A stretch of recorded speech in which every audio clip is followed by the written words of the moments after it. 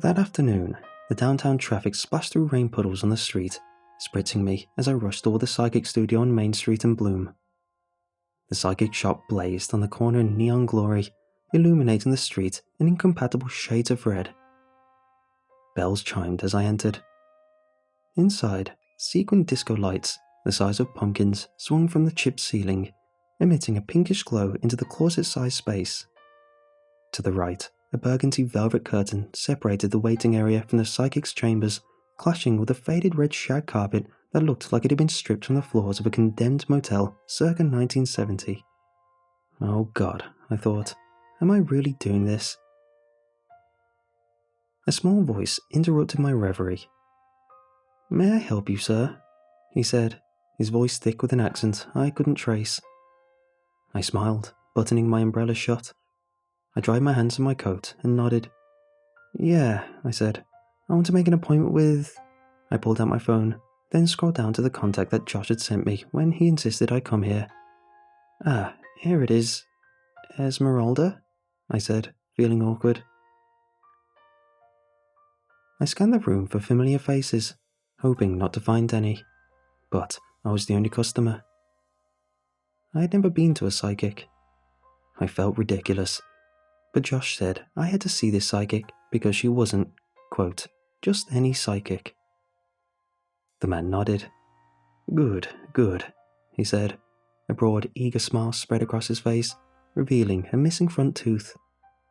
Plus, I admit, after hearing Josh's story, I was curious about this place. And then, of course, today was the anniversary of... "Esmeralda is very good," the man said, interrupting my thought. He stood about as tall as my chest, barely tall enough to see over the cash register. His head bobbed around as he spoke. I nodded, but I had to laugh at his enthusiasm. "Yeah, that's what my buddy said." The man glanced at the clock. "Esmeralda can see you in 20 minutes. I shrugged. "Sure, why not?" Good, he smiled. After I paid, he gestured toward the empty burgundy chairs in the waiting area. "Please, have a seat." As I searched the crowdless room, I couldn't help but wonder, if this lady is such a master, why doesn't she have more customers? You'd think she'd have a longer wait list. After what seemed like an eternity, the burgundy curtain parted, and a short, portly woman in her mid to late 50s appeared. She wore a long, burgundy gown, and her hair was swept into a messy chignon secured to the top of her head with a pencil. Every finger on both hands glittered with jewels. She smiled when she saw me. "You must be Nick," she said, her voice warm. Wait, I thought. I didn't tell anyone my name, did I? She motioned toward me. I followed her past the curtain, down the hall to a reading room, then gasped. Wow, I thought, grimacing at the explosion of kitsch decor. It was an interior designer's nightmare. Red gypsy Tiffany lamps stood at the side table next to a splayed deck of tarot cards, glittering candles and crystals, red-headed Hummel figurines, and other knickknacks. The room looked like a Christmas display gone awry, as though a drunk, angry reindeer had thrown up. I sat at the large, round table, where a candelabra stood in the center, surrounded by smaller, golden red candles. Esmeralda took a seat across the table and gazed at me, her blue eyes soft and maternal. "Now, tell me what kind of reading you would like," she said. She must have sensed this was all new to me, because she chuckled at my expression. "Let me explain," she said.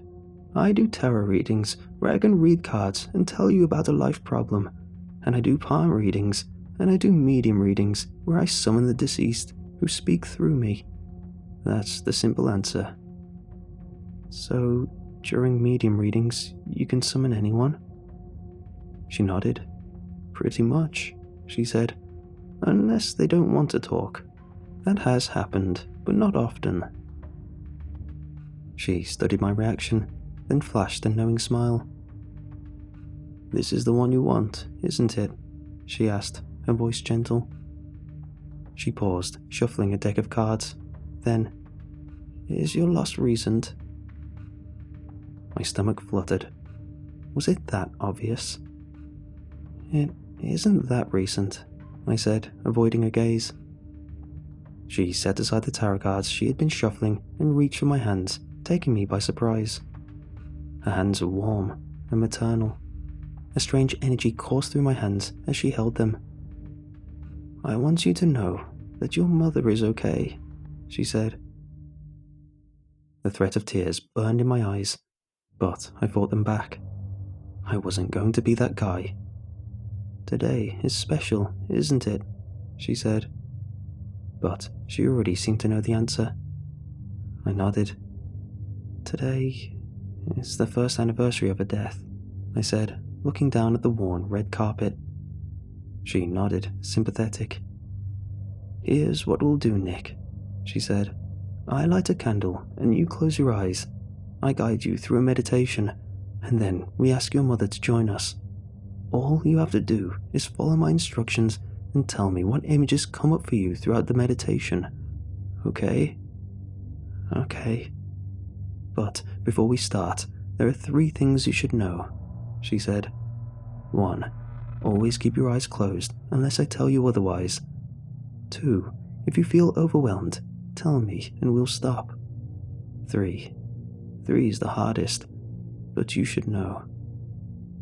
"What is it?" "Sometimes they change," she said. "What do you mean?" She shrugged. "Just like we grow and change, well, our deceased loved ones do too. Sometimes it isn't a dramatic change, but you should be prepared." The thought concerned me, but it didn't sound like I needed to worry too much, did I? Before I could think about it, she continued. She smiled. "Ready?" I nodded. "Let's do this." "Remember," she said, "keep your eyes closed." I didn't bother to ask why. "Just follow my voice." I settled into my seat. "Close your eyes," she said, her voice gentle like the spring wind. I obeyed, and I listened. A match sounded, and the scent of lavender filled the room. Light, invigorating, relaxing. A click sounded from across the table. Then a soundtrack played at a low volume. Ambient nature sounds, with rushing waterfalls and rhythmic chanting. It was just loud enough. "Breathe in," she said, her voice slow and soft, "and breathe out." I inhaled, then exhaled. Again, breathe in and out. I relaxed, melting into the sound of her voice. "Let the images come," she said. And they did. Imagine you are traveling through a tunnel, a long, dark tunnel with a soft white light all the way down at the end. This tunnel is taking you back in time. My body relaxed, growing heavier with each breath. I breathed again, deeper and deeper. I followed the tunnel toward the light, going back and farther back in time. Then the house appeared. "Where are you now, Nick?" "My parents' house," I said. I described their white stone house with ivory climbing up the walls and the greenhouse in the backyard. "Tell me about the greenhouse." I described each image as it surfaced. "It's all glass, filled with plants and tons of ivy, and inside the greenhouse, a shovel is propped against the wall. I see it when I walk inside." "Good, Nick," she said, reassuring me. "Now, what else?" "At first, it doesn't look like anyone is there," I said, seeing snapshots of that day again in my mind, stunned by the clarity of the images. The detail was so vivid, so crisp. "Then I see my mum's purse on the ground, tipped over, with all the belongings spilling out. I call her name, but nothing. Then what, Nick?" "Then I hear someone groan from the back of the greenhouse, I said. I don't see anyone around, but I hurried toward the sound, following it, calling for her. Mom, Mom, but nothing. And what happened next? Then I find her in the back, curled up on the ground. She's clutching her chest but can't speak. I panic, breathless. I grab my phone and dial 911. Then what? I can't keep her awake. My voice broke. I paused. I tried to... By the time the ambulance comes, I could have... No, Nick, Esmeralda said, reassuring me before I'd even finished my sentence. You couldn't have done more than you did. It was her time, you see. The hot sting of tears returned, but I fought them back and kept breathing. But she is with you, Nick, Esmeralda said. And she is here, now. She says she wants to speak to you. Is that okay? I nodded. Okay, Nick, Esmeralda said. Keep your eyes closed as I perform this next step. I nodded again. Something rustled, then the scent of jasmine wafted through the room. Esmeralda hummed and chanted. I waited. Barbara May, she said. We ask you to join us, Barbara May. Your son, Nick, has asked you to join us today. Speak through me, Barbara May, she said, conjuring a spirit like a magician. I listened, with my eyes shut. Never mind that I hadn't told her my mother's name, or even my name for that matter. At this point, I no longer cared how she knew the things she did. As I waited, the energy in the room shifted. A chill pierced the air. I shivered. When Esmeralda spoke, I froze. Instinctively, I knew Esmeralda wasn't the one speaking anymore. Esmeralda was gone. Nick, the voice said, her voice soft and careful, as though trying not to frighten me. I knew that voice. I'd always known that voice. It was the first voice I had ever heard. A whirlwind of emotion tumbled through me. Mom? I kept my eyes shut as Esmeralda had instructed. And I waited. It's me, Nick, she said. I wanted to open my eyes, but a part of me was too afraid of what I might see. Nick, she said, her voice dropping to a whisper. I've missed you, sweetheart. My eyes burned again, but I fought hard, holding back. Why did you leave, Mom? I asked, forcing back the emotion. She sighed. I didn't want to go, Nick. Believe me, I didn't. Then why? I started, but I knew the question was of no use. Listen, she said, her voice sounding firmer, more insistent. I need to tell you something while I'm here. What is it? She sighed again, as though contemplating whether to tell me something. As I waited, my heart fluttered in my chest. Honey, she said, sounding nervous. What is it? I asked. Something wrong? This is ridiculous, I thought. Why can't I open my eyes? But I'd promised Esmeralda. Nick, she said. I'm not happy here. Something in her voice. It didn't sound right. What do you mean? I asked, my anxiety growing. Something didn't feel right. I tried to ignore it. This place, she said, the pitch of her voice rising. Oh, Nick, it's so dark. Her voice lowered, then deepened. It's so dark here, Nick. Chills swept over me. Goose pimples raced up my spine like electric tickles. This didn't sound like my mother anymore. This couldn't be my mother.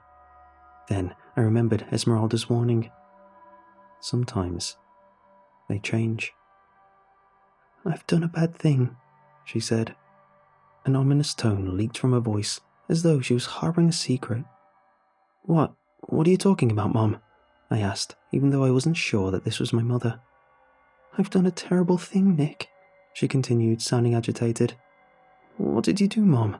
I asked, not wanting to know. Just know that I did it out of love, she said. He had nothing left to live for. but I could hear the lie in her voice. I couldn't stand the loneliness, she said, her voice thick with desperation. I found a pickaxe and... No, I shouted, but she wouldn't stop. I had to, Nick, she said. I was so alone. What did you do, Mom? I asked, my heart racing and thumping like a juiced-up gymnast in my chest. What did you do? I didn't want to hurt. She tried to sound apologetic, then her voice trailed off. My stomach churned. Esmeralda, I begged. I need you to come back now. But nothing. Esmeralda, I shouted. I couldn't take it anymore. I needed to open my eyes. What would I see if I did? But my mother kept speaking. Nick, I have 3 warnings I must give before I leave, she said, sounding unfazed by my terror. I don't want to know. I pressed my hands against my ears to tune her out, but couldn't. She spoke louder, sounding more authoritative. 1, she said. The body is buried behind the garage. Look for the fresh mound of dirt. No, I shouted, sobbing, imagining my poor father. 2, she continued, her voice unwavering and merciless. Don't climb on rooftops or you'll get hurt. Stop, I shouted. What was she talking about? And 3, she said, ignoring my protests. I'm sorry, Nick, but a much, much worse fate awaits you. That was it. I couldn't resist any longer. I had to look. Without a second thought, I opened my eyes. But I wasn't prepared for what I saw. Standing in front of me, in all her dead glory, was my mother. But not the mother I had loved and remembered. This mother was grey-skinned and wild-eyed, her once blue eyes cold and steely, her cheeks gaunt, her eyes sunken. Her once silky blonde hair was coiled into a gnarled grey mess. She stared at me, unblinking, like a grotesque statue. In her eyes, I saw the absence of everything that should have been in a mother's gaze. Esmeralda, I shouted, come back, I want to end this now. But my mother kept talking as though she hadn't heard me. I'm sorry it has to be this way for you, Nick. End how? I asked, not wanting to know, but needing to know. But with that, the room went dark and the candle flame blew out, as though extinguished by some phantom breath.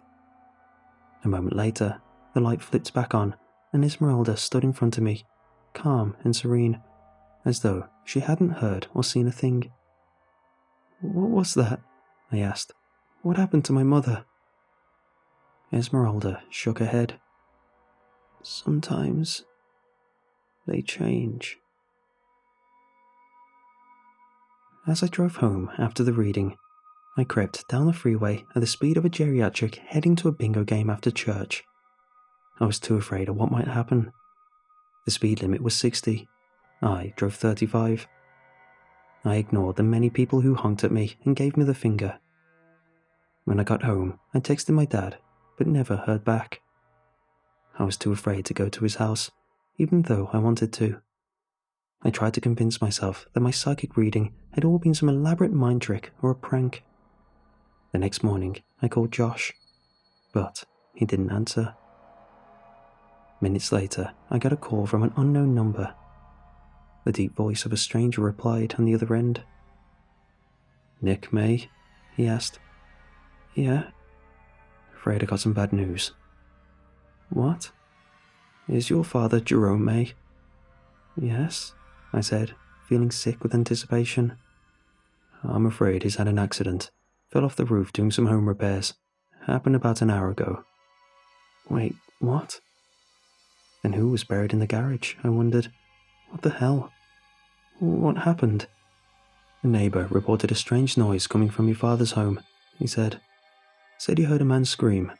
After he called the station, we sent law enforcement to the scene. When the officer alighted from the vehicle, he heard the voice of an older, unidentified male subject calling from a bush on the property. He headed toward the sound and found your father incapacitated. Incapacitated? I asked, confused. Yeah, a broken arm, he said. Might want to come down to the hospital for a visit. Is he going to survive? I asked. Probably. As I dressed to go to the hospital, I flipped on the TV and listened to the news. A breaking news story interrupted the usual morning program. "Breaking news," the news anchor said. "This just in. Around 5 o'clock this afternoon, police responded to an anonymous tip that a body had been buried in the backyard of a home in the quiet Dover Hills neighborhood, located on the southeast corner of Hammond Street and Trinity Avenue. Once on scene, police discovered the body of this 20-something male buried in a shallow grave." When the picture appeared on the screen, I dropped my coffee. "Josh," the anchorman continued. "This man has been identified as 25-year-old Joshua Williams." But I didn't hear the rest. I thought back to last night. 2 out of the 3 warnings had already come true. I grew restless as I replayed my mother's words. A much, much worse fate awaits you. Now, I can't help but wonder, what happens next?